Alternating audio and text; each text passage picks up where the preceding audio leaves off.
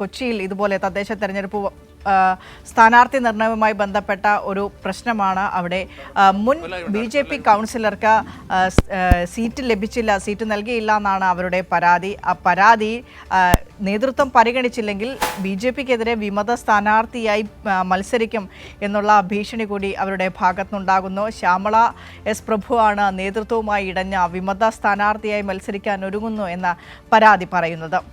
തിയോഫിൻ കൂടെ ചേരുന്നുണ്ട്. Good morning കേരളത്തിനൊപ്പം. Theophin, good morning. ഇത്രയും കാലം പാർട്ടിക്ക് വേണ്ടി പ്രവർത്തിച്ചിട്ട് BJP തന്നെ തള്ളിപ്പറയുന്ന ഒരവസ്ഥയാണ് തനിക്കുള്ളത്. കഴിഞ്ഞ ദിവസം MS കുമാറിനെ BJP നേതൃത്വം, ഇന്നലെ കൊച്ചിയിൽ വെച്ചാണ് MS കുമാറിനെ BJP നേതൃത്വം തള്ളിപ്പറഞ്ഞത്. ആത്മഹത്യയുടെ വക്കിലാണ്.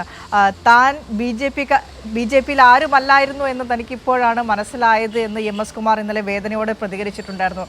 അതേ വേദനയും സങ്കടവും തന്നെയാണ് ഇപ്പോൾ ഇതാ ശ്യാമള S. പ്രഭുവിൻ്റെ വാക്കുകളിലും നമ്മൾക്ക് കേൾക്കാൻ കഴിയുന്നത്.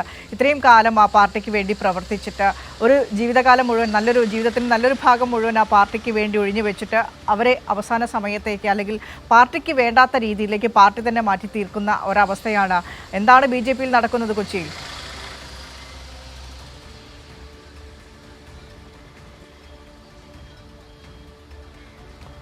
വിനിഷ, തീർച്ചയായും അതായത് ഇത് സംസ്ഥാനത്താകെ തന്നെ BJPയിൽ ഉണ്ടാകുന്ന ഒരു മാറ്റത്തിൻ്റെ അല്ലെങ്കിൽ ഒരു പ്രതിഫലനമാണ് നമുക്ക് കൊച്ചിയിലേതെന്ന് പറയാം. കാരണം വിനിഷ സൂചിപ്പിച്ചതുപോലെ തന്നെ വർഷങ്ങളായി ഈ പാർട്ടിക്ക് വേണ്ടി അല്ലെങ്കിൽ ഈ ഒരു BJPക്ക് വലിയ സ്ഥാനമൊന്നുമില്ലാതിരുന്ന ഒരു സ്ഥലത്ത് നിന്ന് ഈ പാർട്ടിയെ അത്യാവശ്യം പല തദ്ദേശ സ്ഥാപനങ്ങളിലും സീറ്റ് കിട്ടുന്ന നിലയിലേക്കും അവരെ ഉയർത്തി കൊണ്ടുവന്നത് ഈ പ്രവർത്തകരാണ്, ആദ്യകാല പ്രവർത്തകരാണ്. അവരുടെ രീതികൾ എന്തോ ആയിക്കോട്ടെ, വർഗീയതയോ മറ്റോ ആയിക്കോട്ടെ, പക്ഷേ ഇവർ തുടക്കം മുതൽ തന്നെ BJPക്ക് വേണ്ടി പ്രവർത്തിച്ച ഒരുപാട് നേതാക്കളുണ്ട്. ഇവരൊക്കെ തഴയപ്പെടുകയാണെന്നുള്ളതാണ് ഇപ്പോൾ യാഥാർത്ഥ്യം. കാരണം നേരത്തെ അല്ലെങ്കിൽ ഇവരുടെ ഈ സംഘടനാ സംവിധാനവുമായോ താഴെത്തട്ട് മുതൽ പ്രവർത്തിച്ച് പരിചയമില്ലാത്ത ഒട്ടേറെ ആളുകൾ നേതൃനിരയിലേക്ക് വന്നിട്ടുണ്ട്. അങ്ങനെ നേതൃനിരയിലുള്ളവർ, അതുപോലെ തന്നെ നേരത്തെ പല സംഘടനാവിരുദ്ധ പ്രവർത്തനങ്ങൾക്ക് മാറ്റി നിർത്തപ്പെട്ടവരുണ്ട്. അങ്ങനെയുള്ള ഒട്ടേറെ നേതാക്കളുണ്ട്.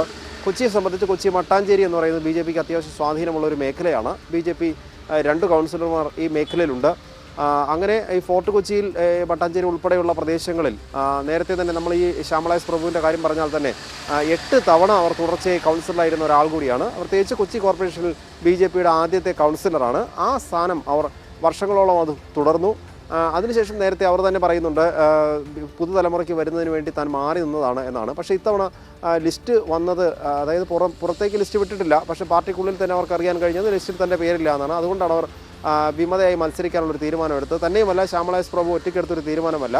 അവരെ പിന്തുണയ്ക്കുന്ന ഒരുപാട് മുതിർന്ന നേതാക്കൾ BJPയിൽ ഈ മട്ടാഞ്ചേരി ഭാഗത്തുണ്ട്. മട്ടാഞ്ചേരി പ്രദേശത്തുള്ള പലരും തുടക്കം മുതൽ തന്നെ BJPക്ക് വേണ്ടി പ്രവർത്തിച്ചവർ. ആദ്യഘട്ടങ്ങളിൽ ഒരുപാട് അധ്വാനം പാർട്ടിക്ക് വേണ്ടി ചെലവഴിച്ച ഒരുപാട് ആൾക്കാർ, സമയവും അധ്വാനവും ഒക്കെ ചെലവഴിച്ച ഒരുപാട് ആൾക്കാർ തഴയപ്പെട്ടിട്ടുണ്ടെന്നൊരു പ്രതിഷേധം ഈ പല നേതാക്കൾക്കിടയിലുമുണ്ട്. അങ്ങനെ മുതിർന്ന പല നേതാക്കളുടെയും ഒരു ആശീർവാദത്തോടു കൂടി തന്നെയാണ് ഇത്തരത്തിലൊരു വിമതയായി മത്സരിക്കാനായി ശ്യാമള S. പ്രഭു ഒരുങ്ങുന്നതെന്ന് വേണം നമുക്ക് കരുതാൻ. പക്ഷേ ഈ കൊച്ചിയിൽ BJP മാത്രമല്ല ഈ ഒരു വലിയ പ്രതിസന്ധി നേരിടുന്നത്, കോൺഗ്രസും പ്രതിസന്ധിയിലാണ്. നമുക്കറിയാം, കഴിഞ്ഞ ദിവസം Vyttila division councillor Sunitha Williams BJPയിൽ അംഗത്വം എടുത്തിരുന്നു. നേരത്തെ തന്നെ RSP സ്ഥാനാർത്ഥിയായി മത്സരിച്ചാണ്. അങ്ങനെ UDF ഒരു രംഗത്ത് UDFിൻ്റെ ഒരു പ്രധാന മെമ്പറായ സ്റ്റാൻഡിംഗ് കമ്മിറ്റി അധ്യക്ഷയൊക്കെ ആയിരുന്നു. അങ്ങനെയൊക്കെ സ്ഥാനങ്ങളിൽ കൂടി ഉണ്ടായിരുന്ന ഒരാളാണ് ഈ സുനിത ഡിക്സൺ. ആ സുനിത ഡിക്സനാണ് BJPയിൽ പോയത്.